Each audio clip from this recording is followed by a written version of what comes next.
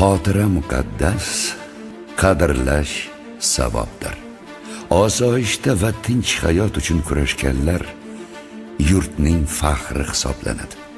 O'zbekistonday jannat makon yurt farovonligi uchun, hozirgi dorulamon kunlar uchun jon berganlar to abad qalbimizda bo'ladi.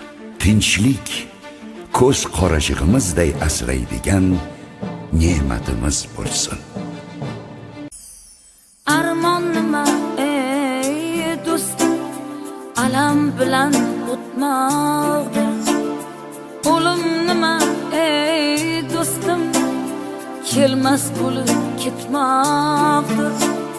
Sog'inch nima ayt sog'inch, kutib qolgan ko'zlaring. Yig'i nima ayt yig'i, ko'z yosh yuvgan yuz.